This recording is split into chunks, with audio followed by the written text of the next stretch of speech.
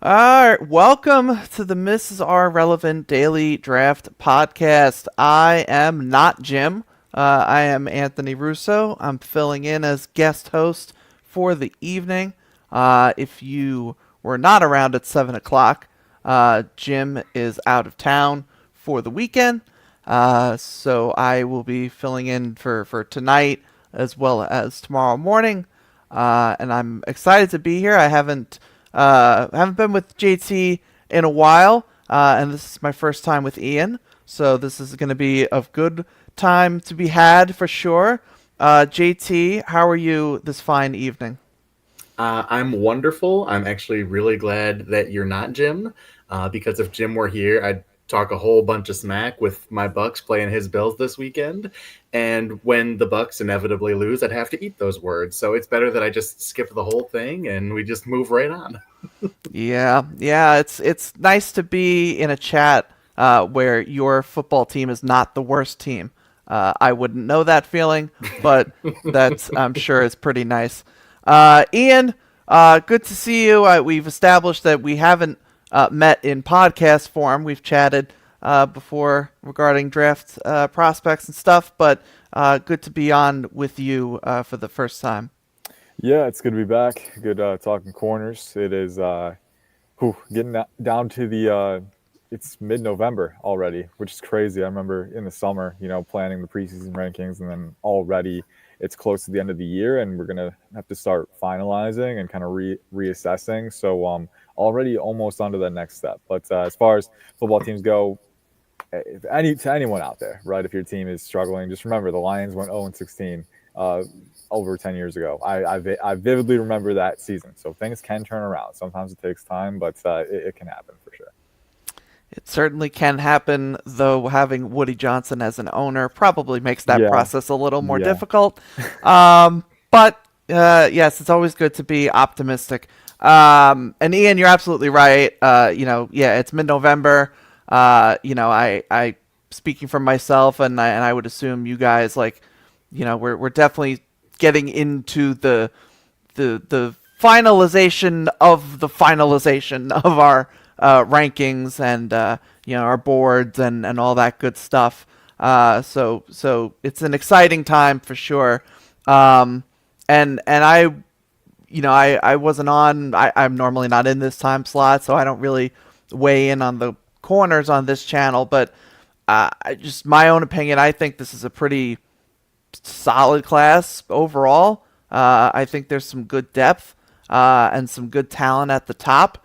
And I think a few of these guys, that I'm familiar with, are definitely like good potential starters, and or at least some good rotational or depth pieces that teams will certainly be interested in.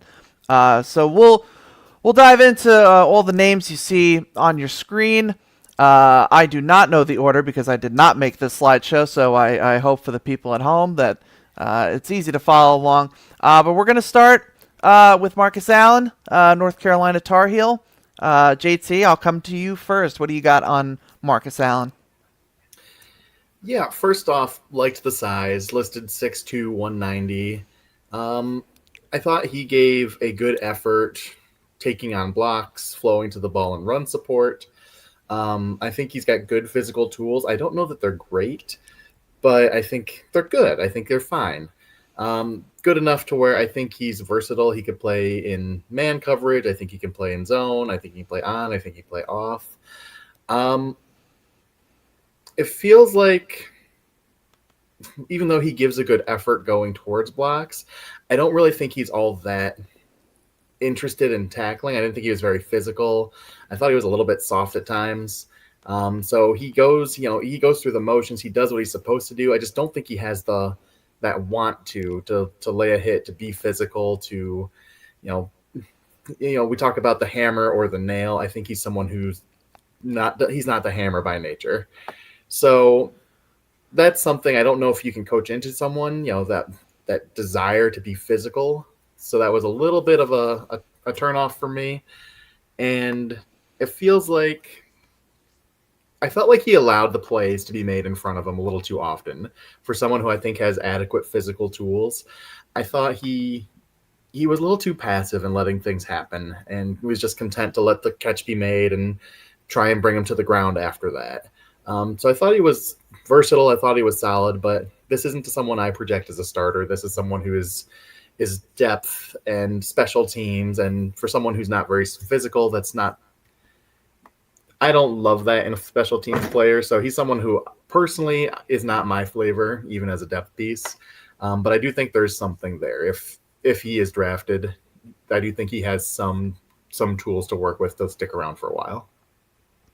Yeah, I mean, I think anytime you're talking about a corner who's 6'2", and has, I think he has good length from what I've seen. I think immediately you're going to get NFL attention.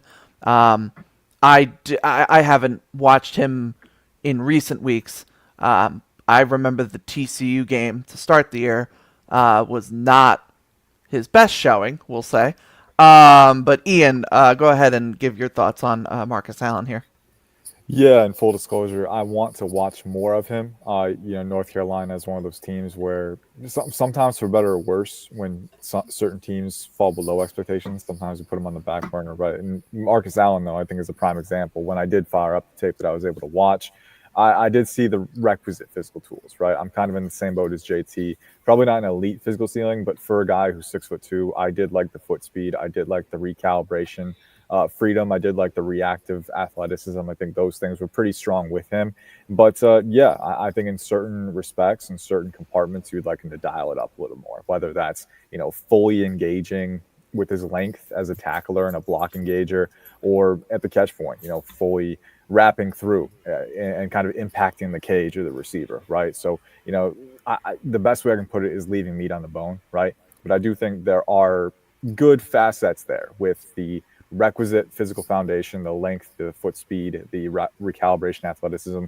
And then I think within that, you have a pretty good foundation for coverage variability, right? This is a guy who does have enough quickness to, match up and offset and play square and press man. I think he has enough corrective mobility to, adjust his hip alignment and kind of modulate an off man and zone. But a guy who also leaves you wanting more at times. So I need to watch more to get a firmer impression of him. But my impression right now, it's a lock and a grade as well. But my impression right now would probably be day 3. I think there's enough with the physical tools for a team to bank on him in that range because the opportunity cost is lower. But he's a guy who needs to start converting on it a little bit more. And I believe he's a senior. So don't know if he has eligibility to go back. So you're going to be projecting a little bit off of the tools when he does declare. There's enough there for a team to take a gamble on him, but I need to see more. And I will continue to watch more. Definitely curious to see how he closes the year out. I think that'll be key. Yeah, and I think, too, because I remember, too, his teammate, Thaddeus Dixon, was somebody that stood out more on tape to me in terms of, NFL projection. But I think Dixon's been hurt or was hurt at some point in the season. So Allen has sort of had that chance to kind of step up and assume the sort of CB1 role. And it again, I haven't watched super recently, but in the times where I've seen North Carolina play, I haven't gotten that sense from him. Cole Payton on the CB podcast. Yeah, man, I'm just obsessed with the Bison at this point. Worst kept secret. But yeah, no. So definitely somebody worth watching. I tell me if I'm out of left field here, but I feel like safety conversion could be on the table for him at that size. And given some of the issues we're talking about. I think whenever you have a guy who's 6'2" and has the requisite coverage mobility, but then maybe at 6'2" doesn't have the natural hip sync that you would want, safety is natural. I think, when you're looking at safety, the concerns that JT brought into play really come to the forefront, right? And properly engaging with physicality, right? That's going to be key because if you're a safety, if you're a nickel or safety, you got to be able to play downhill, right? So I think that would be key for him there. But physical tools wise, I think the projection is definitely there. 100%. All right, let's see who we have next here. DeCarlos Nicholson, USC. I believe he's also a Mississippi State or Mississippi State transfer. Ian, if you want to go ahead and start us off with DeCarlos. Yeah, so he was actually, I think he went the JUCO route originally, and then he went to Mississippi State, and then he went to USC. He's a player who definitely intrigued me again. I think a few of these guys in this batch we have are longer guys for sure. He's listed at 6'3", 200, and it shows up on film. The dude is gangly. I mean, he's got really, really impressive reach, which sometimes he uses it not efficiently for his size, engaging downhill. There were a couple times where I thought he wrapped around a little too much and let guys into his frame. So I think he's still learning how to properly utilize his length in run support. And then in pass coverage, for his size, I liked the quickness. Again, I think you're working with a guy, whenever you have a taller corner, sometimes you're a little worried that they're too leggy. They're not efficient enough. They're not fast enough with their mere motor, But I did think he had the requisite foot speed that I was looking for at that size. And there were some impressive reps where if a receiver worked outside in on him on a diamond release or delayed split release, where he was hinging his hips and actually, correcting and, showing that malleability that I like. That said, I don't love his reactive quickness sometimes in off man. There were minute delays between, reaction to stimulus and then breaking down on the ball.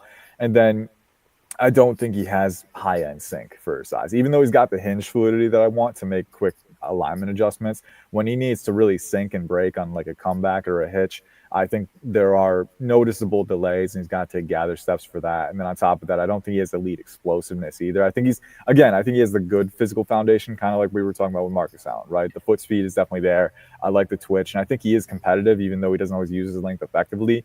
But between all of those things and then not always being able to find the ball and trail, or get his head around and track it and make a play with precision, there are a lot of areas of his game that just need more refinement, right? So I'm looking at this guy as probably a late day 3, mid to late day 3, depending on schematic tendencies for teams. But, I would have my eye. And another interesting thing, he's a former QB. I believe he played high school QB. He played a little bit of QB at the JUCO level too before making the switch to corner. So that experience helps him a little bit.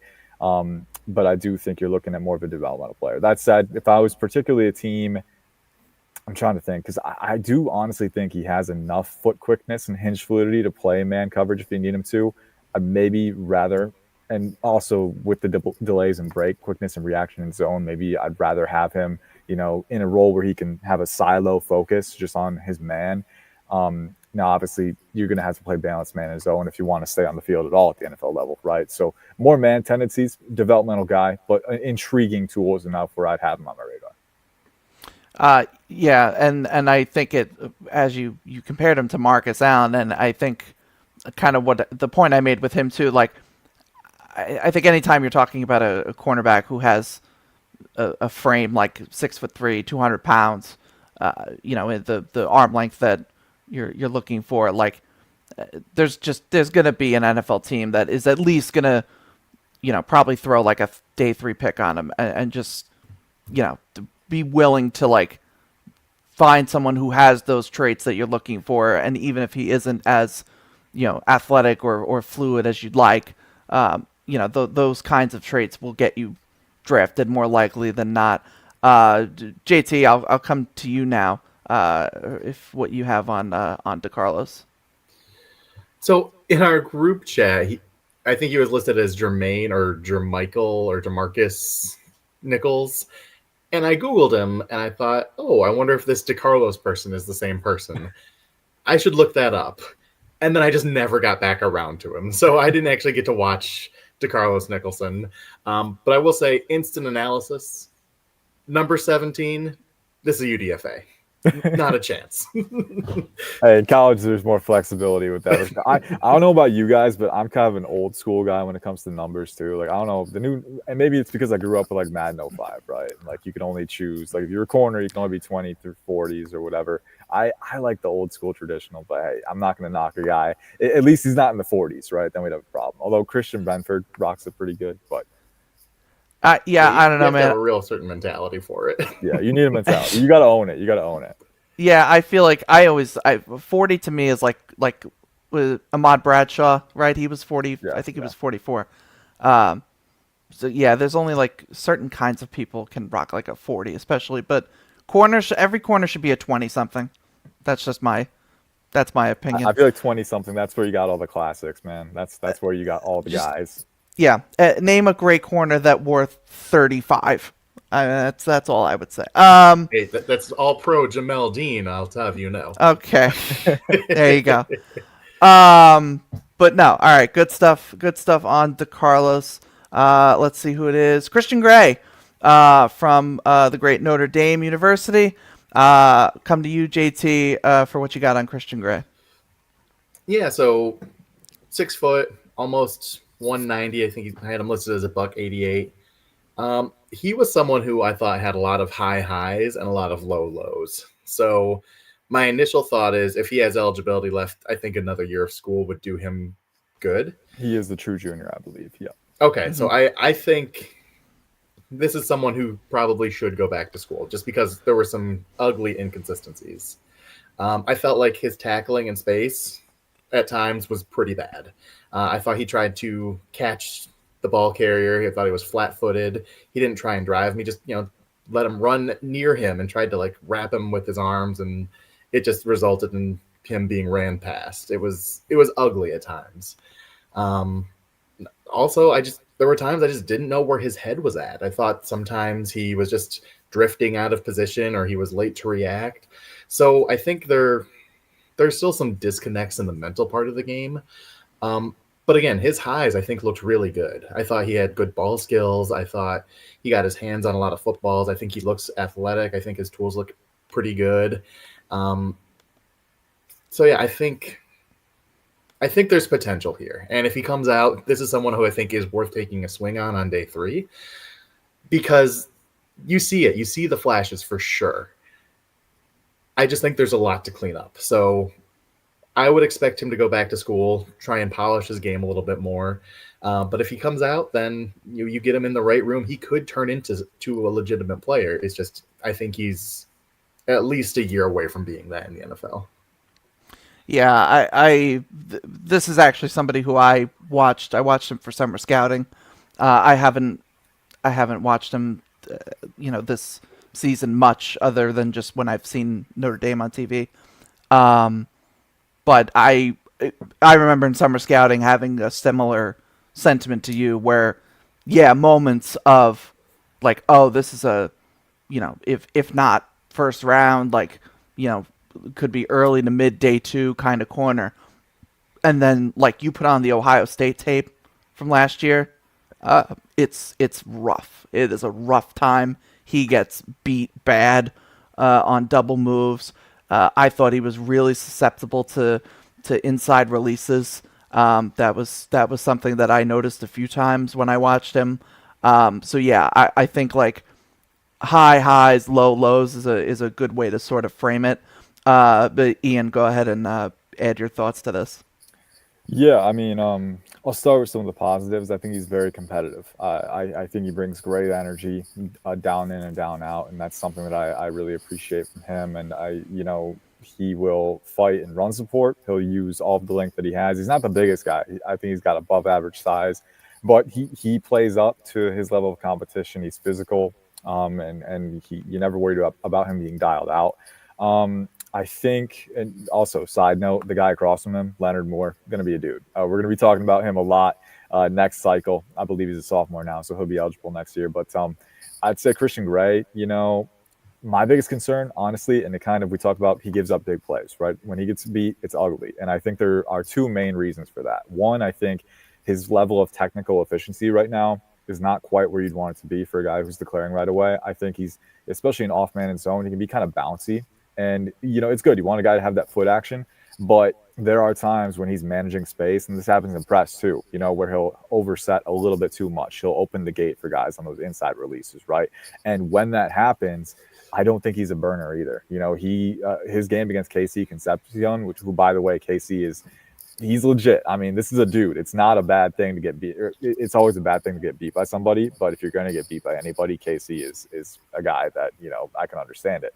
But there were multiple reps where Christian Gray got stacked down the field pretty sizably and was not able to make up that ground. And then on those in breakers, those quick slants, those digs, if he overset and opened the gate too quickly, he didn't have the sheer explosiveness to make up that ground either, right? So we're talking about a guy who's a true junior who, if we're talking about him declaring early, I need to see that either that really elite technical proficiency, defying his age, or I need to see the elite physical talent. I don't really see either one with Christian Gray right now. That said, there were some really, really nice reps of him against, corner routes. Like there was one corner in the red zone where the receiver broke in, then went upfield, then turned out, and Christian Gray matched him the entire way. I think his quickness is good. I think for his size, he's got really surprising hinge fluidity at times where he's able to reduce and then stack really quick transitions.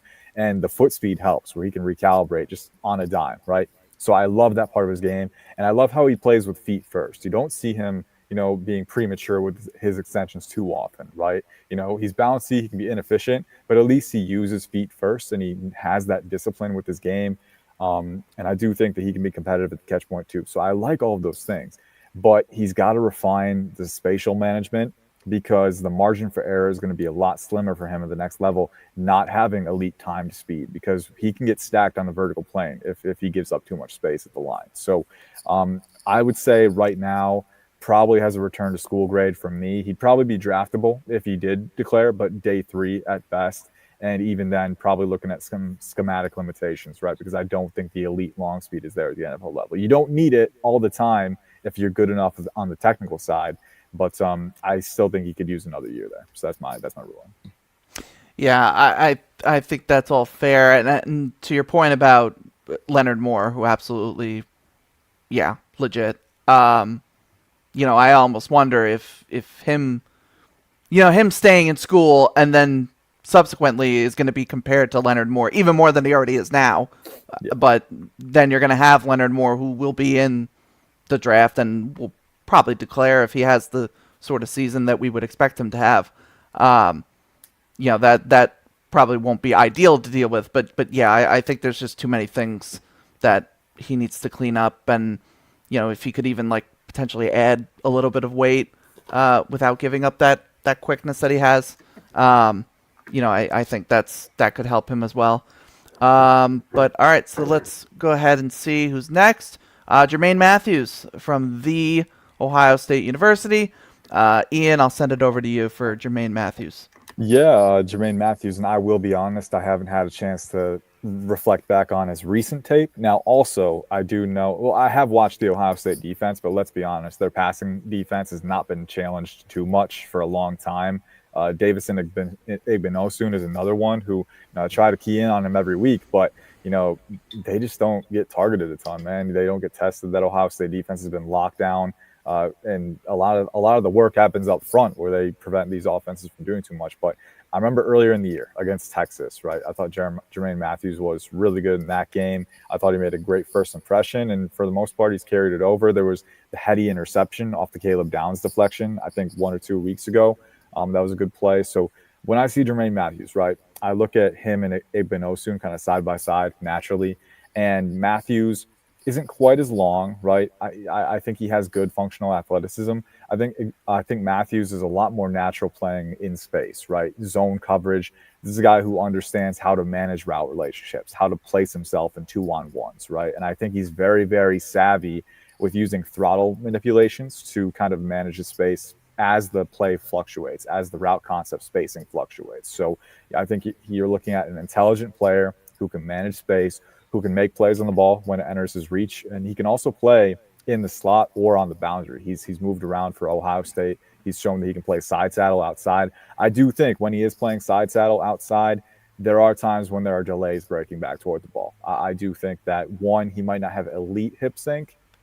He's got very good functional athleticism, coverage athleticism, but the hip sync doesn't always show up on those in breakers, those really sharp in breakers where you got to get out of side saddle. So I think he is a little reliant on that sometimes, but you do have a player who can play different techniques if you need him to. I think he's at his best in space, but he's intelligent, he's heady, he's a playmaker, and he does show willing physicality and support too. So I don't know if his ceiling is as high as Igbinosun's. I think Igbinosun has been very good this year. And there's still some issues with the grabbiness, right? The discipline with penalty aversion, but I think Jermaine Mathews is more of your high floor guy who is probably best in zone schemes, but he's got some boundary nickel flex, and he can blitz from the nickel spot too, which I like. I like guys who aren't afraid to come downhill and attack when they're given the permission to do so. So a fun player. I think he's more of a utility player than most in the CB class, but a guy that I like a lot, kind of in the mid day 2 range. If I can get him there, I think he'd be a great fit to the rotation. I think you're looking at a future starter, a future high floor guy, especially in zone heavy schemes.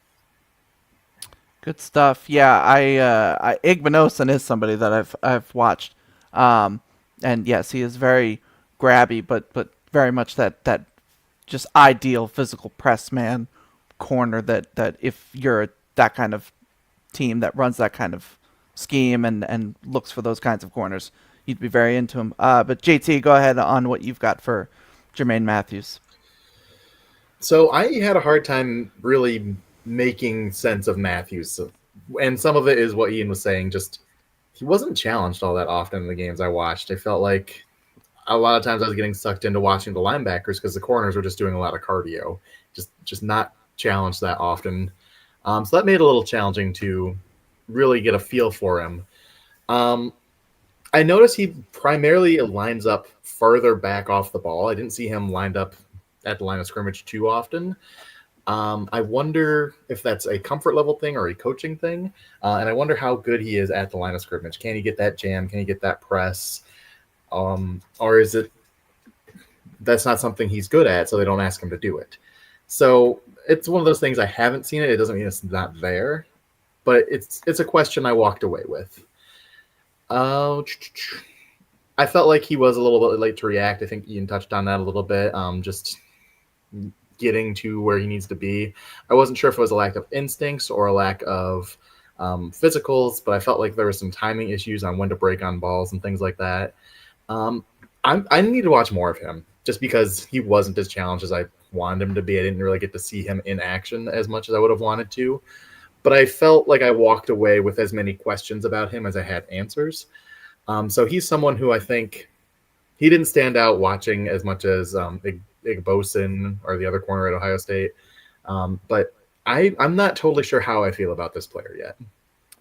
And I will add too. I feel like there needs to be a distinction between like off man when you're kind of, we had the debate. There was the debate on Twitter, I think a week or two ago about quarters, right? And your role based on coverage changes, right? And I think Jermaine Mathews is a guy. If he's playing zone coverage and managing a specific zone, I think he's a little more effective there because he can anticipate route concepts coming into his range. When he's an off man going against a receiver who's tracking vertical on the boundary, right? That's when I think there can be a delay with him keying in on the receiver's hips, right? So I think honestly, when you give him just a space to manage, that's when he looks the most comfortable, and that's when we see him break on balls. But when it's man coverage, I think he can get a little too comfortable drifting vertical over top breaks, and that's where the delays come in. So, it's finding the right fit for the guy, but he's talented, right? I'm hoping I think JT will agree with me with this too. Ohio State has a lot of big games on tap. If we can project ahead, the conference championship game can probably a safe assumption they're going to be in that, right? And then the CFB playoffs as well. So if we're waiting for these guys to get tested, the tests are coming. So I think we're going to have a lot of valuable tape to reflect on within a couple months or so for sure. Yeah, for sure. And I'll make 2 quick points. One, I just looked it up. Jermaine Mathews has been targeted 24 times this entire season, which through, what are we up to, 9 games now? That's like not even 3 targets a game. Mm-hmm. So, that to your guys' point, like not being tested really much at all. And this is my own personal view. I think more than any other position, I think the success rate of corners really depends on like team fit and scheme fit. Like I think corners are so dependent on whatever their skill set is translating to the kind of scheme and coaching that they get wherever they wind up. And we see it all the time, the corners that Pete Carroll likes is different from the corners that the Anthony Weaver likes, which is different than the corners that Steve Spagnuolo likes. Like everybody has their own flavor and their own style. If they're a man team, a zone team, a mix, like it corners to me the most dependent on scheme and what you get from a coach. So that's kind of the thing to keep in mind too. Is a player like Jermaine Mathews, could be a day 2 pick for one team, and he could be not even on another team's board just purely because of what they like to do defensively. So I always like to make that point specifically about corner. All right, let's go to Traden Stukes. This is somebody who I think has sort of crept up this year as a riser on corner boards. JT, I'll send it over to you first for some stuff on him. So yeah, the physical tool is the first thing. 6'2", 195. I think his speed looks really good. I think he looks like he's got plenty of speed. He is an older prospect. This is his 6th year of college. So that might make him 24. I'm not exactly sure. I couldn't find his actual age, but 6th year of college. This is a guy who played out of the nickel. So yeah, I don't know that he was asked to play outside in previous years. I only watched some of his film from this year. But this might be a nickel only player. What I noticed, really like his ball skills. I think he does a really good job using his 6'2" length, and he can test the ball really well. I found him to be a pretty decent tackler, physical. I thought he had really good form and space. So I think he projects well to the nickel position in the NFL, especially if he tests as fast as I thought he looked on tape. I don't know if I love him, in terms of his physicality. I thought sometimes he got caught up on a block and couldn't get off of it. And even though he's a good tackler, he just couldn't get in position to make a tackle at times. So I think that's something he needs to improve a little bit from what I saw. But overall, I came away more impressed than not with Stukes. I thought this was a really, really good player. I'm really interested to see how he tests at the combine because he looks very fast.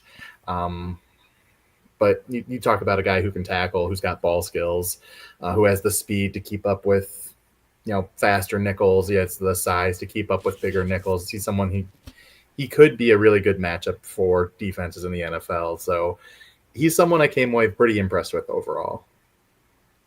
Yeah, and I think too, and Ian, you can get into this also. Like, I think people would see 6'2", 200 pounds and kind of just assume that, he's a boundary corner, and this is somebody who lines up on the outside, and will line up against bigger X receivers, whatever. But largely Stukes is either like in the slot as a nickel guy, or just kind of line up in sort of as like a box safety kind of thing. So I think that's sort of another part of his scouting report as well. But what do you have on him, Ian? Yeah, I like Stukes a lot, and he was kind of a unique journey. He tore his ACL, but this year he's bounced back, and he's a 2-time captain for Arizona. So a leader, a defensive leader, a really stable presence. And this year, coming off a torn ACL, you obviously want to look for any mobility deficiencies, right? Are they having more trouble moving, generating, momentum? And I honestly didn't see any deficiencies, right? I think he looks as good as he has looked, across his career. And he's a fun player. The official measurements I have for him are a little bit closer to average, above average. I think he's around 6 foot, 1/4, 1/2, 31 and 1/4 arms, 195 pounds is the measurements that I have. So, a guy who might not be as long as they bill him to be, but still has pretty solid size for a corner. And running his initial grade, he'll be pretty decently high for a guy who is billed as he has. I think we need to talk about him a little more often. Mainly a nickel for sure. I think he played boundary a little bit earlier in his career, but mainly a nickel. And, to Anthony's point too, they do like to rotate him back at safety on occasion. He's most often the nickel, right? But he has the versatility to play different roles as a, rover, a box robber, right? Or even back in too high on occasion. He's shown that he can do it. And I was watching his game against, who was it against? I got to pull up the tab here, but I was watching his game against Kansas. So it was the recent one, and they lined him up at 2 high alongside Genesis Smith, and he managed a route 2-on-1 flawlessly. I mean, aligning his hips, flipping inside when the post committed, right? He's very, very aware of his role in coverage, which I love for a player who is so versatile, right? He's the intermixing parts is not too big for him inside, but then you go to the athleticism too. This guy is explosive. His explosiveness was what turned me on to him earlier in his career. This is like probably 2 years ago or so. But yeah, just triggering downhill, closing ground, accelerating quickly. And then when he has room to open his strides, across the field in pursuit, he can cover a ton of ground. So I love the vertical explosiveness, the linear speed. He's not easy to stack because of that, but then he's got really good short area quickness too. I think the reactive athleticism, the reactive coil is really good. And then against Kansas, there were some really awesome reps where, he would kind of inch reset to a seam route, but then there would be a curl underneath on the boundary, and he'd show off really, really impressive lateral explosive range where he's just covering ground to clamp down on that. So really good awareness of overlapping parts, really good route relation ability, really good functional coverage athleticism. You've got definitely enough hip fluidity that you would want, explosiveness, speed. I think the competitiveness is pretty good too. I do think there were some lapses in block take on where maybe he didn't engage his hands well enough, but I do think he's shown the ability to stack blocks and control on the boundary and crack and replace. He plays the ball well. You look at his profile, and honestly, I think the one thing that I can say is that maybe he's a little bit more comfortable in off man and zone as opposed to press man. I don't know if he has the sheer length to fully dictate there. And then at the same time too, I do think there are some times where maybe he offsets a little bit too much, right? So I think off man and zone where he can modulate, where he can use that technical variation and those inch resets and, scooch technique, whatever it is, to kind of adjust in real time to routes. I think that's where he thrives the best, but then also he closed downhill really quickly. He's going to be an older rookie, like JT said, but honestly, I could see him being a guy where being an older rookie and having the torn ACL on his record, those two things might, drop his stock, which we've seen it happen time and time again. He'll go late day three, and then like mid to late day, I would take him early. He has a top 100 grade for me right now on this latest update. So a very, very good player. But I could see him going mid to late day three and then becoming a really, really solid starter in the NFL. I like him a lot, and he would be on my wish list if I were an NFL team. So sorry if I didn't hear you say this already, but are you thinking that he is a nickel in the NFL, or would you play him as like a safety kind of? I would keep him at nickel. I think he looks really comfortable at nickel. I think he's physical enough to play nickel too. But also, I'm of the mind when you have a guy who can play multiple roles in a secondary, it's only a good thing, right? So I wouldn't box him in. If there is an opportunity, or if you have a lot of speed threats, if they're lining up in a little more of a spread look with 4 wide receivers or something, I'd be comfortable shifting him back to safety and just letting him manage space and use his speed. Like I think he has the versatility where you can feel comfortable using him with different roles. But at the same time, I think nickel is probably where he thrives right now the best. I think it's where it's the best fit for his skill set and where he has the most experience. So I keep him there, but I'd feel comfortable knowing I can use him in different ways and he'll do his job. Cool. All right. Good stuff. Let's see who's next. All right. Will Lee the third, the blanket, A+ nickname. I don't know what that does for his draft stock, but that's one of my favorite nicknames I've heard. Ian, I'll come to you first. Will Lee the third.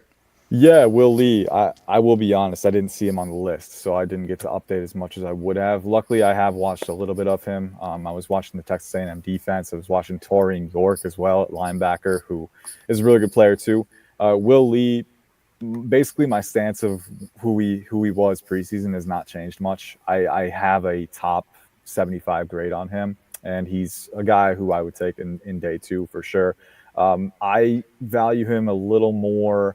Probably, I got to pull up my grading sheet for him just to jog my memory, but he's long. I think he has really good agility and twitch for his size. I don't think you're dealing with a guy who's lumbering at all with that size. I think he's very very quick to react. I think his ability to just use that reactive coil and match guys is really strong. I do like him a little bit better in press man still than off man and zone. I think with off man and zone, there were a few times where he'll get a little leggy and have delays on transitions. But when he's in press, I feel like that's where he's in his element, using his physicality to dictate releases, and then he can make plays on the ball too. He's can be a little too hands dominant than I would prefer at stems sometimes, right?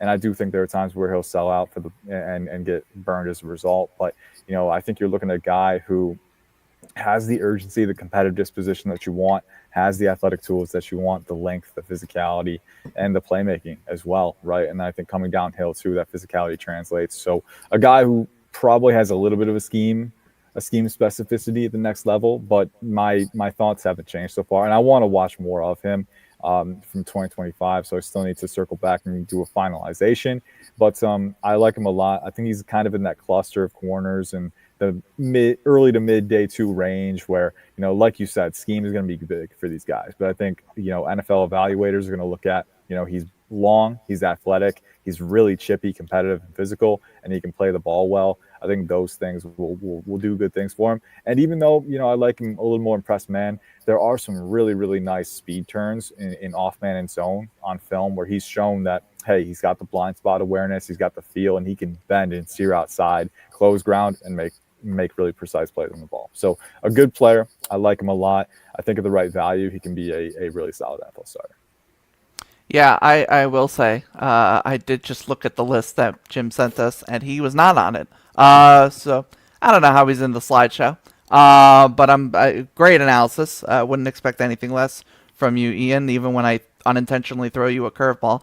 I will say too, like I'm Willie is another guy that I watched over the summer, and I think you hit a lot of the key points. Like somebody who, when he's another one where like his good moments are like really good. Like he when he's feeling himself and he's lining up and can just get his hands on you and be physical, be that sort of feisty long corner that will just be a pest and not let you get open, and then he has the ball skills to be able to, either get a PBU or make an interception.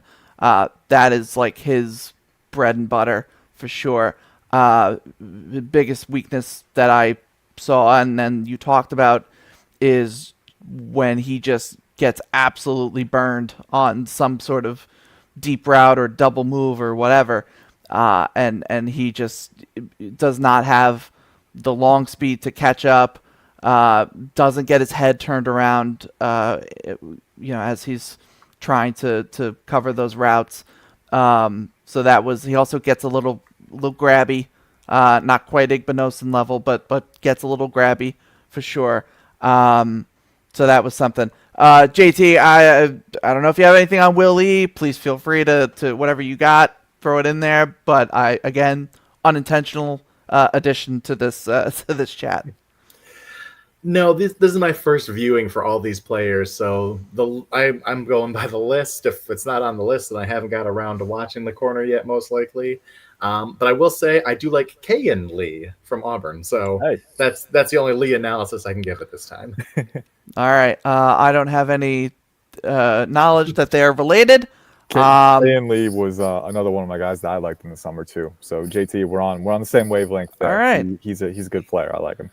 There you go. And I think Bruce Lee is a great great guy as well. Agree. There we go. All great Lees. All right, let's pedigree. Talk about it.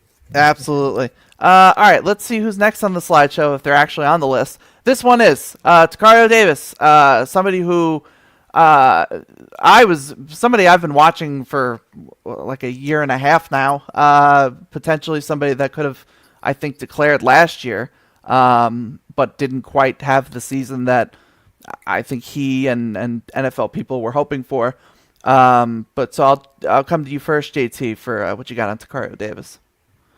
Yeah, I probably thought this was the most interesting corner that I watched in this group. Maybe not the best, but I thought he was the most interesting. 6'4", 200 pounds. I mean, just that size is rare for a corner. You do not see corners that big very often. But what really makes him interesting is how fluid and how quick and fast he is for that size. I mean, he does not play like a guy you would anticipate who's 6'4". I mean, he just looks so smooth for his size. So that stood out right away. And as a result, he can play man, he can play zone. I think he uses that size really well to contest. Um, yeah, I came away pretty impressed with him, more than I thought for a guy, because you see that size, you think he's going to be a little bit of a clunker, and that was not the case at all. I like that he comes up and he engages versus the run. I thought he's active versus the run. I think he gives a solid effort. He's where he's supposed to be in most cases. I felt he was rock solid in really most everything he did. Um, I think my only thing is I always use the caveat he's really quick and fluid for his size. And that's true. He is. He's super quick and fluid for his size. But I don't know if he's elite quick and fluid. I think just that caveat for his size, it just makes, it's great for who he is and his size, but I don't know if it's elite compared to some of the other guys in this class. So it might be good. It might even be very good, but I don't know that it's great. And I also don't know that he's much of a ball hawk. I think he can make plays on the ball. He uses length well to contest, but I don't know if he's someone who takes the ball away super often.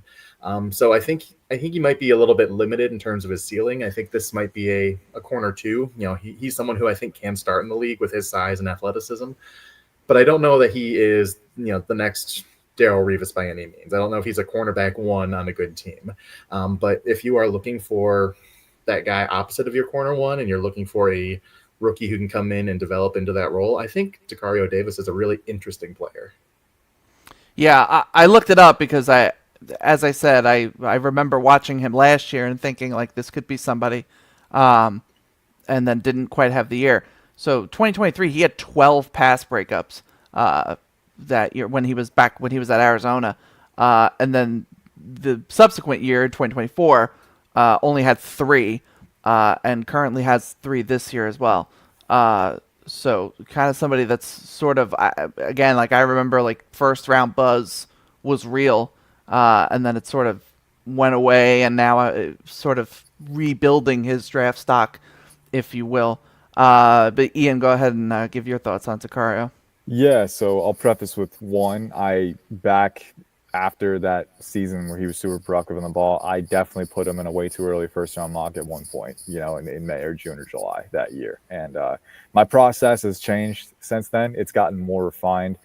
This is my first cycle using the subtrait framework, which has actually drastically changed the way my grades have been, churned out, right? For example, if before I had my subtrait framework, this is like two or 3 years ago, if I saw a corner who was like super physical, right, who was super chippy, I'd be like, oh, okay, that's a 9. He's got elite physicality. But now that I've had this subtrait framework, and part of it comes to like learning more about the game, learning how to evaluate, you learn that sheer physicality is not necessarily a good thing. And sometimes if you use it the wrong way, it can be a bad thing, right? So, really splicing into the really the intricate details has helped me. And Tacario Davis levels out to more of a, at this current point in time, more of a kind of fringe top 100 grade for me. I could see a team, if they really like him as a schematic preference or, his physical tools, take him if he fits all the RAS parameters, and we'll see, with testing at the combine for that. But I could also see him slipping into day 3 because, he's not the traditional mold of corner that we've been accustomed to seeing. We know that's happened for some guys, Reek Woolen being the most prominent example. I don't think Davis is nearly the athlete that Woolen is, and that's not a bad thing. That's not necessarily a knock, because Tariq Woolen is a freak with his vertical speed. But I don't think Tacario Davis has that long gear. That's a big thing for me with the long strider athleticism. I do think he maxes out pretty quickly for his size, but I do think he compensates, like JT said, with the short area quickness and the fluidity. This is a guy he'll probably measure in around 6'3", but I think he's got over 33-inch arms. And for that size, I mean, he is insanely fluid for that size. Or not fluid, but like quick. And then he's got really good fluidity, right? I'm with JT. I don't think it's elite. I do think there are times when he has to sink on a comeback or a hitch. Again, he can experience a delay and he needs a gather step. But when it comes to, reorienting his feet, and kind of recalibrating his base. His quickness was extremely impressive to me. I gave him a 9 in short area agility, quickness, and twitch, which is a value that I usually give only to like smaller guys, right? So I think the recalibration athleticism, I think the reactive coil is really good with him. And I think he's got enough explosiveness and speed. Like I said, I don't think it's elite, and he will get burned sometimes because of that if he gets snagged on his hips on a transition. But you're looking at a guy who's got really good length, who's got really good quickness. I do think he's a little bit more natural in off man and zone when it comes, because in those phases, he can use his agility and twitch and foot speed to modulate his hip alignment and use different techniques to match route concepts in space. When he's in press man, I think he feels the urge. He feels the need to get his hands on the guy, right? But then that can lead to a lot of premature extensions, two-hand extensions where you lock out your hips and allow the guy to get upfield, or you offset too early, or you're kind of out of sync. So I think he's at his best in off-man and zone, but I think he has really great technical variation. He's got good plant and drive efficiency. The ball skills, right? I think whenever you have a guy this long, right, there are like stretches where you can really rely on that length and playmaking range to impact the ball. I do think he can still grow a little bit as far as tracking it behind him, but I do think he has decent ball skills. And then again, engaging downhill, right? So I think, like JT said, I'm kind of in agreement. The discussion with Tacario Davis is going to be, what's the ultimate ceiling? Is it pretty high? Yes. Is it Reek Woolen high? And even Reek Woolen has kind of regressed this year in McDonald's scheme. I don't know if it's quite that high, right? So then you kind of balance that. Probably a fringe top 100 for me. It depends on schematic preferences. I'd probably prefer him for more zone looks, off-man and zone schemes than pure press man. Even in press man, he has the length to dictate, but I'm just, without elite recovery bursts or speed, and with the risks that come with being too over-reliant on your length and physicality, right? Could be an issue there. So I like him in zone and off-man schemes. I like him in that top 100 fringe range. He has not risen up to the projections that we had for him a few years ago, but he's been having a very, very solid year, and I think he's going to be a good player. Cool. Yeah, I definitely somebody that I need to update for sure. Because I kind of have the bad taste of 2024 in my mouth still with him. But it's good that he's been playing well, and again, when you're I looked up to he's a verified 33 inch arms, which is always going to get NFL's attention at the corner position. We look at Juju Brents, Darian Porter. Those guys always get buzz when it comes to get down to it. So 100%. All right, let's see who's next here. Hopefully, it was also somebody on the list. It is AJ Harris from Penn State. Somebody that I personally was actually a really big fan of, and in the past couple weeks we'll say, calmed down a little with my excitement around him. But Ian, I'll come to you first. AJ Harris. Yeah, I'll be a little quicker with this one because it's I feel like the picture's pretty clear with him. He's extremely talented. I mean, he's long, 6'1", listed at 6'1". But he definitely has very clear length, proportional length for his size. He's very explosive when he's on the attack. He's very quick in short ranges too. I love the quickness. I love the size adjusted fluidity. All of the athletic and physical components that you could want are there, right? That said, he came into the year. He was a pretty big projection coming into the year. I think we can all admit that, right? Whenever you had him in these early mocks, it's like, yes, this guy has the talent. We're banking on him to take that leap at Penn State, right? And I know people were talking about him maybe being the first Penn State corner to go first round, right? That would not happen if he declared right now. I think he'd probably be more of a, if he did declare early, his physical tools would win over some teams for sure. But if he has that ultimate upside, I'm of the mind he should return to school and keep refining his game, because a lot of the issues that we saw before the season are still issues. I think the technical efficiency in press man and off man, I think there are times where his spatial discipline isn't great. I think he can open the gate pretty easily on guys. I think he can get worked off balance sometimes. I think when he is working in trail after turning his hips upfield, he struggles to find the ball. I think the playmaking was a really big issue in the summer, and just finding the ball and kind of preventing completions, right? I don't think he's grown in that area of his game. Uh, I do think he has the requisite physicality, the willingness to come downhill. There's some really great reads and closes and run support and solo tackles, and he's got the length to engage like that. But as far as coverage goes, I wanted to see growth this year. I didn't quite see the growth that I wanted to as a playmaker, as a coverage mover, right? As a spatial manager. So I would, if I were advising, I would say probably return to school, keep refining your game. Maybe go to a new situation with the instability at Penn State. He could declare, and if he does, he's got the explosiveness, the length. He's really going to win the combine, I think, with his physical tools because he does have the vertical speed too. But I think a guy who still has a lot of refinement left to undergo. So I think return to school grade is kind of what I would have for him. He would probably get drafted if he did declare because the tools are so rich, but there's still a long, long way to go. Yeah, I like I said, I was definitely one of those people that was projecting AJ Harris. I was too. You look at the film in the summer, and there's some really, really bright flashes, man. It's true. Yeah. In the summer, sometimes you don't have a choice but to project. It's a dangerous game, and in the future, every year I learned that I need to be a little more measured with that. Right, we need to see some things before we write things down. But he had the potential, and he still does. But I think he needs more time. Yeah, I'm with you, and I think too, because I was just looking up the numbers for him. So he has, and I'll be the first to tell you, like, PFF is not, the end all be all when it comes to these numbers. But according to PFF, he's been targeted 19 times and he's given up 17 receptions. That's an 89.5% reception percentage. And he has 0 pass breakups and 0 interceptions for this season.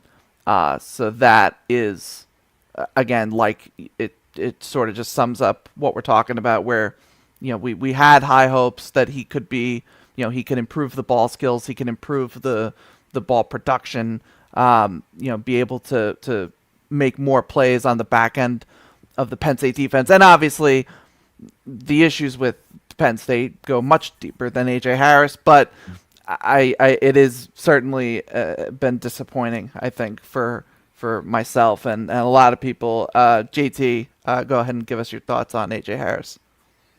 Yeah, so this was my first viewing of AJ Harris, and I had seen him mocked in the first round a few times. I knew there was some hype around him, and I was hoping I was going to find my CB3, my CB4 with him, and I did not. I did find him in this group, which we'll talk a little bit more about later, but it wasn't AJ Harris.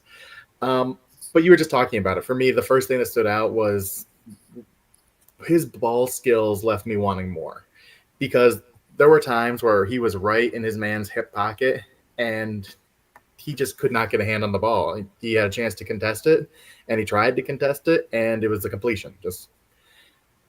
I question if his arms are short, because if you're trying to contest it and you can't get there. The receiver was beating you even when you were in position to make a play. Where's the disconnect? Is it hand-eye? Is it arm length? I'm not sure, but his ball skills were definitely lacking from this viewing I had of him. To echo Ian's point, I thought he came downhill really well. I thought he tackled really well. I like his physicality. Even when he wasn't making the tackle, he took on blocks well, and if he couldn't make the tackle, he could at least make the ball carrier make a decision on where he was going to go. He made a wall on the outside. He forced ball carriers inside. So in terms of a run defender, I came away fairly impressed with him. Physical tools I thought looked good. I did question his explosiveness a little bit, and I think it's kind of what you were talking about a little bit. Just receivers were able to separate against him sometimes when I didn't feel like they should have been able to, and I wasn't sure if that was a sinking his hips and exploding with them, or if that was a technical thing. That's something I need to watch a little bit more of. But there were times where the receivers were just able to create separation. So I wasn't sure where the disconnect there was, because I do think he looks like a good athlete.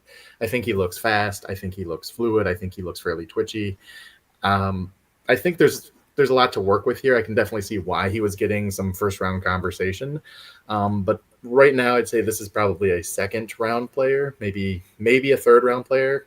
I'm not totally sure where my board will land yet, because I don't do the round grades like a lot of analysts do. But I do like him. I do think there's something here. I don't know that I love him. Yeah, the frustrating part is that like he has the athleticism and the tools to be absolutely sticky, right? And then you don't see it convert all the time, right? So I think the ball skills is the biggest thing. But yeah, I agree with that. Yeah, I think that's all fair. Speaking of frustrating, for those wondering, Clemson just fumbled on the 1 yard line, down 6 to Louisville. Louisville now has the ball, 11 minutes left in the game. Clemson fans are just having a grand old time right now. In case you were wondering. Hey, Clemson fans, you got Avion Terrell at least. You got Avion Terrell. We're not talking about him tonight, but yeah, man, he's a good Dude, corner. Really testing my I'm usually not a small corner guy, but dude doesn't play like it, and I respect the hell out of it. Who's there? All right, let's see. Let's go. All right, Domani Jackson. Domani Jackson's actually, I think, a pretty interesting player as well. JT, I'll come to you first for some insight on him. Domani Jackson was really interesting. He's another one who I thought he had some really high highs. There were some times where he had some wow reps. Listed at 6'1", 195. The physicality, it jumps right out at you. Comes up with run support. Physical, gets hands on players. There are some really impressive things. I think his physical tools look really good. There are times I think he looks like he's better suited in zone. Sometimes he reminded me a little bit of Josh Norman, just a big physical dude who's just going to lock you down in zone. But he's more athletic than that. He looks very athletic. He can play man coverage. He can do all the things physically you want him to do. But he is another one who had some really low lows, especially when he was coming up in run support.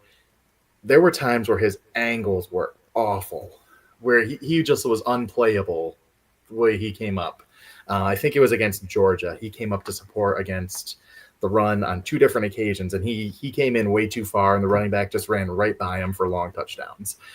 It was really damning in terms of run defense, to the point where, as much as I really like a lot of what I saw, you can't put him on the field when he's going to make plays like that. I mean, that's touchdowns on the board that he's very preventable. There's no reason he can take those kind of angles. I mean, he's got all the speed, all the physical tools. He should never be in a position where a running back's running by him. And he was twice in that game. It was really, really, really bad. But a lot of it was really, really good. So I'm not sure if he has any eligibility left. I don't know that he can go back to school. I don't think he does, yeah. Yeah, so he's going to have to find the right coach, because in terms of ball of play, I think he's got a lot of upside. But he's got to clean up some of that sloppiness, especially in run defense. Yeah, just to confirm, he is a senior, so this is his last year. Ian, what do you got on Domani Jackson? Yeah, he was yeah, and it's difficult, going through his backstory. I think he was a 5-star recruit. He played early and often as a true freshman at USC. So he never had a chance to redshirt, playing just 4 games. Transferred to Alabama, I think, in 2024. And he honestly had a really, really impressive facelift in 2024. I was watching his film, and he was one of my highest graded corners entering the year. A lot of it stemming from the physical tools. His athletic foundation is absolutely insane, certifiably insane. I mean, this is a guy, I think he ran a 10.24 100-meter dash in high school, which is just out of this world.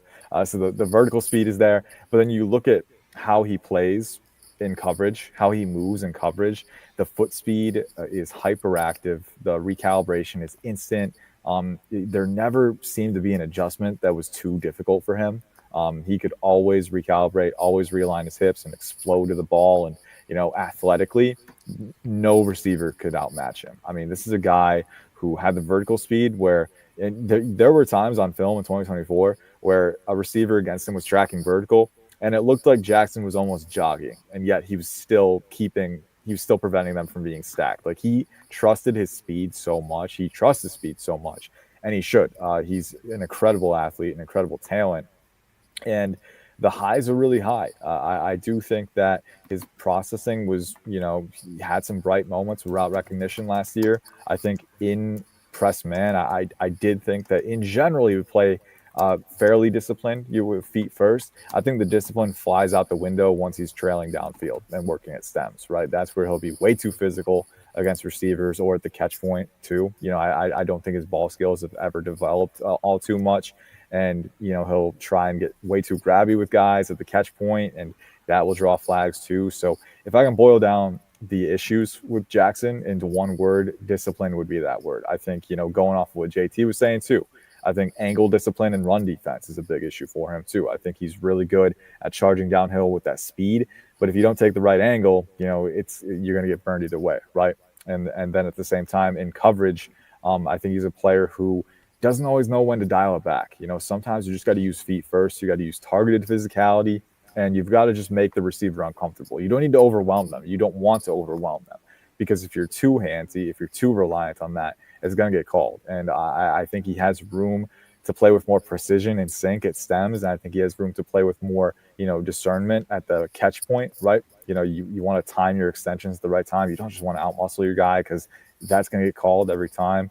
And this year, it's been kind of concerning this year in particular, because down the stretch, he's been outsnapped heavily by true freshman Dejoun Lee, to the point where Jackson has not been on the field much lately. And it's tough, because he's a true senior. He doesn't have any eligibility left.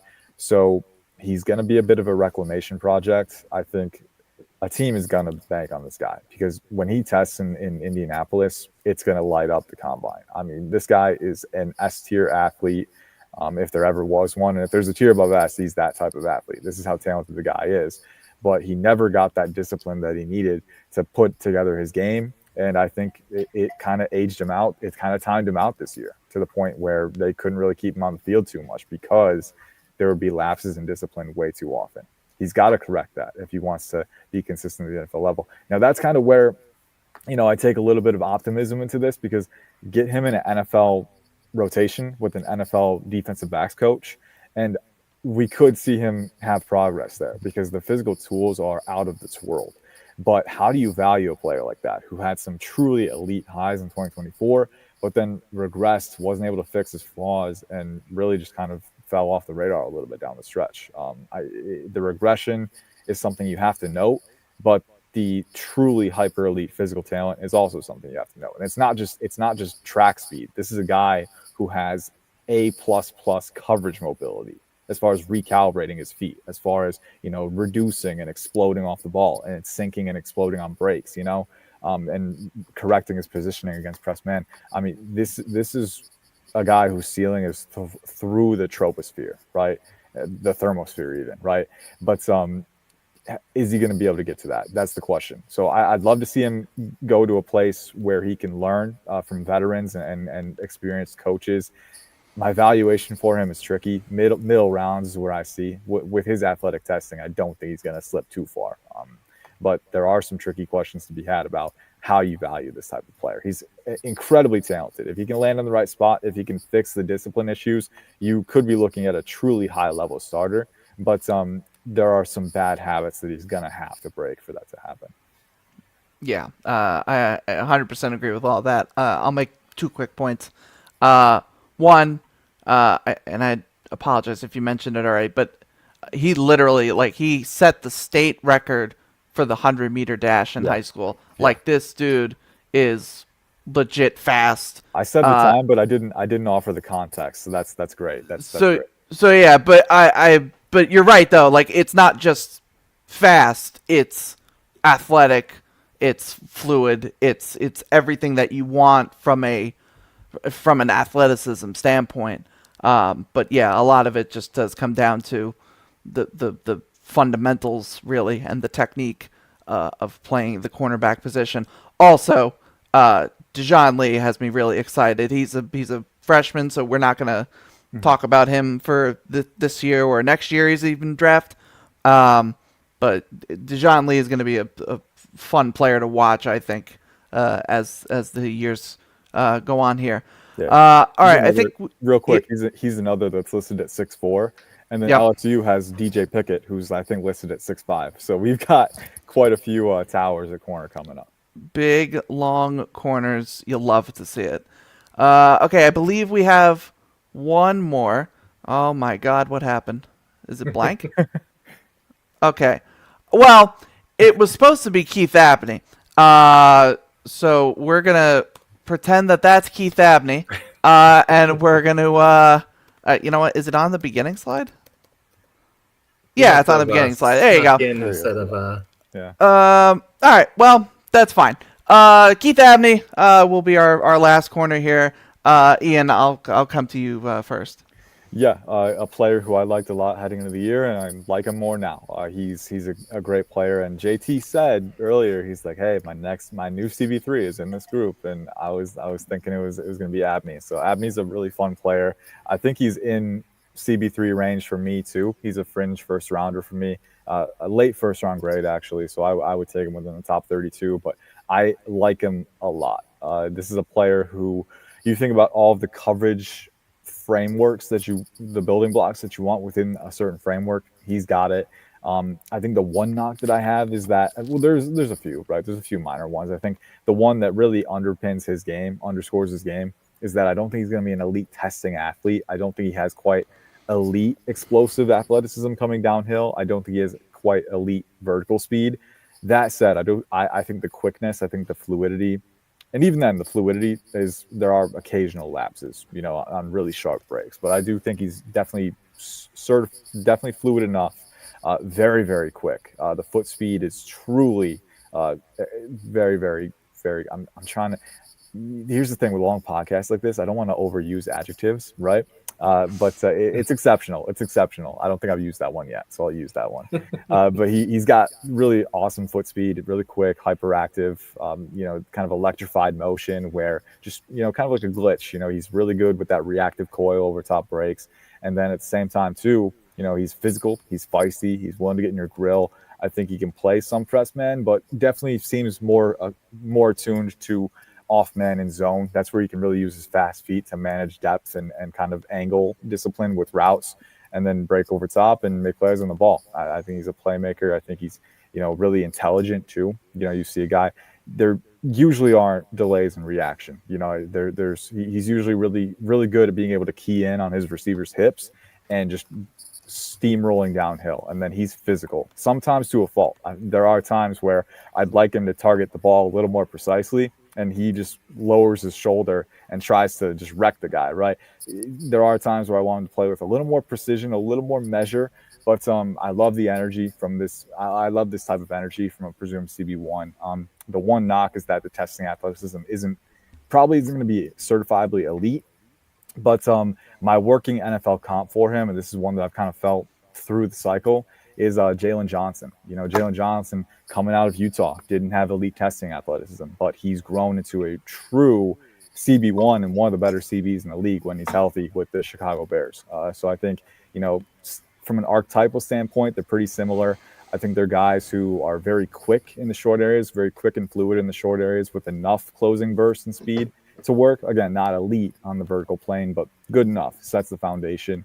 And then they're intelligent. They're really quick to react. They're really competitive, both in support and at the catch point. I think with Abney, too, in support, there are times where I'd want his contain angle to improve. Sometimes I feel like his contain angle is a little too wide or a little too narrow, and that allows runners to get upfield. So I want him to keep hammering that down, too. But I do think he can make solo tackles. I think he's shown that he can wrap up with his frame. But yeah, the Jalen Johnson comp is the one I keep coming to. I think he's, for whatever elite testing athleticism he lacks, he makes up for it tenfold with the coverage mobility, right? The foot speed, the fluidity, the hyperactive recalibration, and the reactive coil. And then he's intelligent. He can manage route relationships. He can break quickly and off man.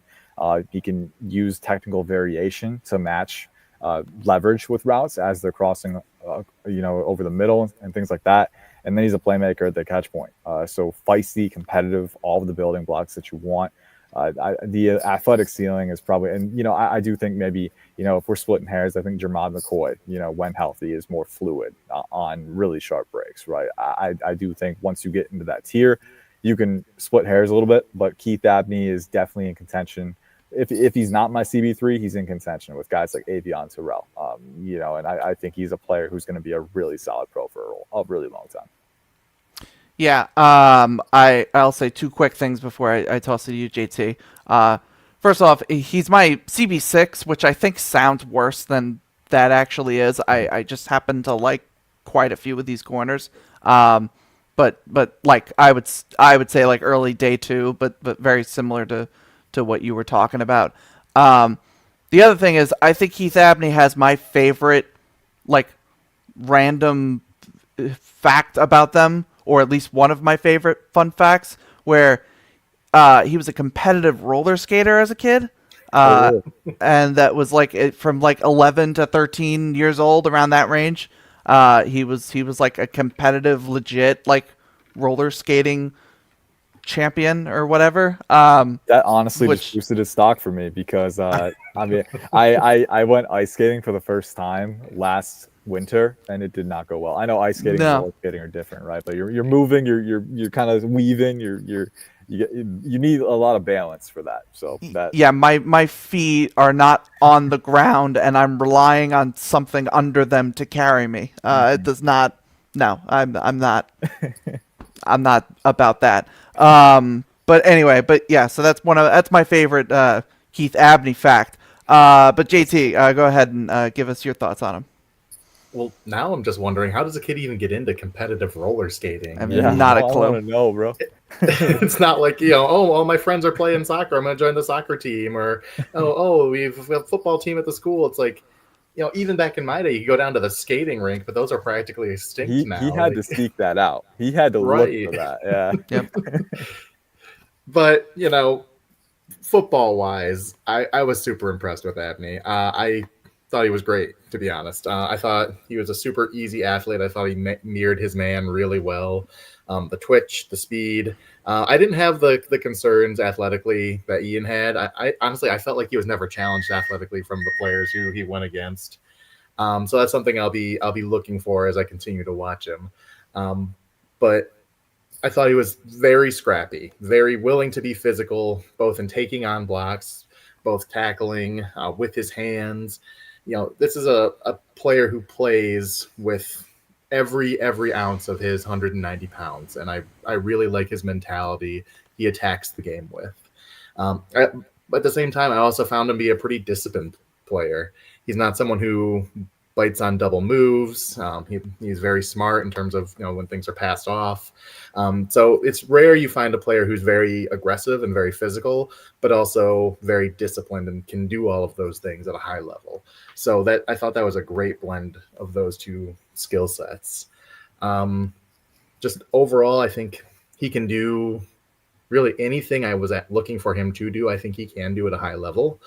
I didn't come away with a comp for him, but I kept thinking, as I was thinking about his career arc, I could see this being a Darius Slay type career arc. Someone who's drafted in, the early mid-second round, and he's just a CB1 for the next 10 years. I think he can be that kind of player. I think he's definitely has that kind of potential to be the best corner on a good team. I can't say enough how impressed I was with him. I think Jalen Johnson went round 2 too, so I'm with you there. Like I don't know if he goes round 1. I wouldn't be surprised with how good his tape is, but with me, the athletic concerns are a little bit more for me. So like I could see the testing weighing him down to round 2, but I'm with you. I could see him going to round 2 and outplaying that tenfold. Yeah, I think we're all pretty much in agreement on him. Is Abney? Yeah, Abney would be the highest graded player that we talked about, right? Yeah, for sure. But in this group, all right. Cool. All right, good stuff, guys. Before we go, everybody can get their promotions off. So JT, you want to share where you're putting out your work? Yeah, all of my written work is over at bucksreport.com, covering the Tampa Bay Buccaneers. Right now, it's very regular season focused, and once the regular season ends, will be full-time draft coverage. And then you can find me here every Friday night covering corners and eventually diving a little bit more deeper into the class. I'm starting to put together that big board. I'm starting to branch out beyond corners at this point. I started watching the offensive line, which is exciting. But yeah, all my stuff is here and there. Great, cool. Ian, please share where we can find your draft work. Yeah, so you can follow me at IC_draft on X, formerly Twitter. All my written stuff is at Pro Football and Sports Network, PFSN. Any questions you have about the draft, just hit me up on X. I'm usually pretty responsive. But right now, just working on the big board. Yeah, I changed my grading a little bit in my grading format a little bit to put it all into one tab. I don't know why I didn't do that before, but it's been a lot of reorganization. But it's been good. It's gonna be rewarding, and we got a long way to go. It's gonna be a fun cycle, a lot of fun names to look at in this class, and we're still just scratching the surface. So excited to keep doing it, but happy to be here with you guys again. So this is fun. Of course, yeah. I was happy to be a part of it. Don't expect to see my face ever again in our time slot, but Don't be dramatic, man. but no, this is a good time. If I ever get an invite, I'll stop in. But thank you for those that tuned in. I know it's a late night, and this Clemson game just got a lot more interesting. They just took the lead with 6.5 minutes left. So I'll probably watch the end of that before I crash. But thank you for watching. You can find all my stuff on my X at Anthony_Russo97. I have Substack, all that good stuff. Thank you for watching. Have a good night. I'll see you tomorrow morning, where I'll be on again talking about offensive linemen. So have a good one.